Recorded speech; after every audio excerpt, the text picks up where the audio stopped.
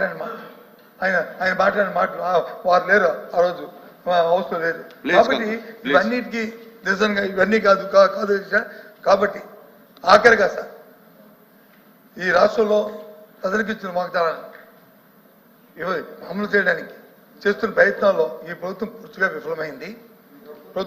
విఫలమైంది ఈ ప్రభుత్వం చిత్తశుద్ధి లేదు వీటి వచ్చి అందులో చూమెట్టి చేయాలనే ఆలోచన కానీ తపన కానీ కనిపించలేదు ఇన్నాళ్ళు ఎంత సమయం తీసుకున్న తర్వాత కూడా దాంట్లో లేకపోవడం వల్ల ప్రజలు జరుగుతున్న ఈ ఇచ్చిన వాగ్దానాలకు వచ్చి వారికి నెరవేర్చకుండా మోసపూరితమైన కార్యక్రమాలు చేయడం వల్ల ఇది ప్రజలకు నష్టం జరుగుతుంది కాబట్టి దాంతోపాటు విద్యుత్ ఛార్జీలు పెంచి విద్యుత్ ట్యూబ్ ఛార్జీలు వచ్చి వాళ్ళ కాకుండా విద్యుత్ ఛార్జీలు పెంచడానికి ప్రయత్నం చేస్తున్న ఈ నేపథ్యంలో వీటికి అన్నిటికీ అలాగే శాంతి భద్రతలకు సంబంధించి మరి ఏదైతే మా పోలీసు మా డీజీపీ అని చెప్పి మా డీజీపీ ఎస్ కానీ శాంతి భద్రత క్షీణించిన నేపథ్యంలో మేము పూర్తిగా సభ నుంచి వాకౌట్ చేస్తాం అధ్యక్ష.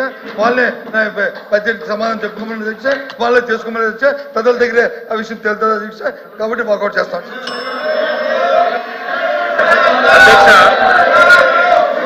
అధ్యక్ష.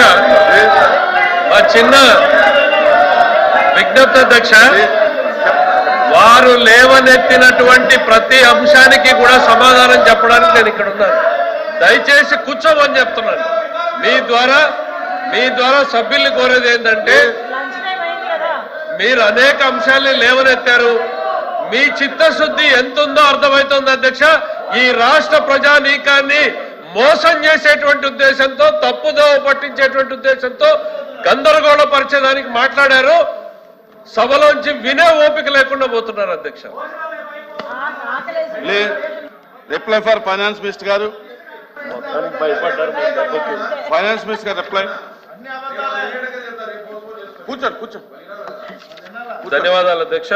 కూర్చోండి. ధన్యవాదాలు అధ్యక్ష. బాధాకరం అధ్యక్ష. అనేక ఆరోపణలు చేశారు ప్రతిపక్షానికి సంబంధించినటువంటి సభ్యులు. మౌనంగా ఓపికగా వాటన్నింటికీ సమాధానం చెప్పే అవకాశం ఉంది కదా, చెప్దాము అనేటువంటి ఆలోచనతో వెయిట్ చేస్తే వినకుండా పారిపోయారు అధ్యక్ష. ఎందుకు అనంటే, వారు చెప్పినటువంటి ప్రతి మాట కూడా తప్పు అనేటువంటిది వాళ్ళకి తెలుసు అధ్యక్ష. వాళ్ళ మనస్సాక్షి తెలుసు అధ్యక్ష. ఒకే ఒకటి అధ్యక్ష, నేను ఎప్పుడో లాస్ట్ లో పోదాం అనుకున్నా, దీన్ని బిగినింగ్ లోనే ఒక అంశాన్ని టచ్ చేసి నేను సబ్జెక్ట్ లోకి వెళ్తాను అధ్యక్ష. ఎందుకంటే 4 రోజులు బడ్జెట్ ప్రవేశపెట్టిన తర్వాత అధ్యక్ష, అనేక మంది సభ్యులు మాట్లాడారు, అనేక సలహాలు సూచనలు చేశారు.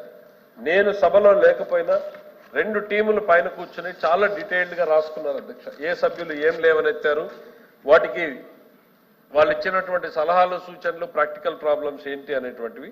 అందులో అరుణ్ కుమార్ గారు మాట్లాడారు, చిరంజీవిరావు గారు, రామ్ సుబ్బారెడ్డి గారు, మా అనురాధ్ గారు, లక్ష్మణరావు గారు, మరి రవిబాబు గారు, యనమల రామకృష్ణుడు గారు, కళ్యాణి గారు, తిరుమల నాయుడు గారు, వెంకటేశ్వరరావు గారు, చివరిగా బొత్స సత్యనారాయణ గారు. వీళ్ళందరూ మాట్లాడిన దాంట్లో అందరు స్పీచ్లు టెక్స్ట్ తెప్పించుకొని చూశాను అధ్యక్ష. బహుశా నేను అనకూడదు కానీ ఎవరో ఒకరే స్క్రిప్ట్ రైటర్ రాశారు అధ్యక్ష. ఒక బొత్స సత్యనారాయణ గారి దాంట్లో ఇంకో 2 మాటలు ఎక్కువ ఉన్నాయి తప్ప మిగిలిన వైఎస్ఆర్సీపీ సభ్యులు మాట్లాడినవన్నీ కూడా స్క్రిప్ట్ రైటర్ ఎవరో ఒక్కరే రాశారు అధ్యక్ష. 2 అంశాలు అధ్యక్ష. దాంట్లో అప్పుల గురించి, సూపర్ 6 గురించి మాట్లాడారు తప్ప ఇంకా వేరే ఏ రకమైనటువంటి బడ్జెట్లో గురించి మాట్లాడినటువంటి సందర్భాలు కనపడలేదు అధ్యక్ష. ఆ 2 గురించే డీటెయిల్డ్ గా చెప్దామనుకునేటువంటి ఉద్దేశంతో ఇక్కడ కూర్చున్నాం అధ్యక్ష. వాళ్ళు సభ్యులు లేరు కాబట్టి రాష్ట్ర ప్రజానీకం కోసం, ఈ మండలి రికార్డు కోసం కూడా మనం చెప్పాల్సినటువంటి అవసరం ఉంది అధ్యక్ష. ఎందుకంటే అధ్యక్ష, ఇంతమంది సభ్యులు మాట్లాడిన తర్వాత వీళ్ళు ఒకే ఒక అంశాన్ని చెప్పి నేను చివరిలో చెప్దామనుకున్నా చెప్తాను అధ్యక్ష. వీళ్ళు తల్లికి వందనం మీద కేటాయింపులు లేవు అంటూ మాట్లాడారు అధ్యక్ష.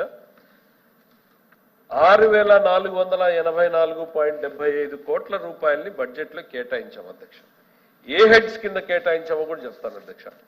బ్యాక్వర్డ్ క్లాసెస్ వెల్ఫేర్ కింద, ఎకనామికల్లీ వీకర్ సెక్షన్ వెల్ఫేర్ కింద, సోషల్ వెల్ఫేర్ కింద, ట్రైబల్ వెల్ఫేర్ కింద, మైనారిటీస్ వెల్ఫేర్ కింద, క్రిస్టియన్ వెల్ఫేర్ కింద, ఈ పద్ధతుల కింద ఈ తల్లికి వందనం పథకానికి కేటాయింపులు చేశాం అధ్యక్ష. పోనీ ఇదేమన్నా కొత్త విధానం అధ్యక్ష? గతంలో గత ప్రభుత్వం ఏం చేసింది అధ్యక్ష, ఇవే పద్దుల కింద ఆ రోజు వాళ్ళు 5,900 కోట్లు కేటాయించారు అధ్యక్ష. మీకు సభ ముందు పెడుతున్నా అధ్యక్ష. కానీ ఈ కేటాయింపులతోనే ఆ పథకం నడవదు కదా అధ్యక్ష. ప్రభుత్వం రీఅప్రాపరేషన్ ఎక్కడి నుంచి ఎట్లా చేసుకోవాలి అనేటువంటి ఆలోచన చేసుకుని నడుపుతుంది అధ్యక్ష. సేమ్ కేటాయింపులు వాళ్ళు చేసి అదే కేటాయింపులు ఈరోజు మేం చేస్తే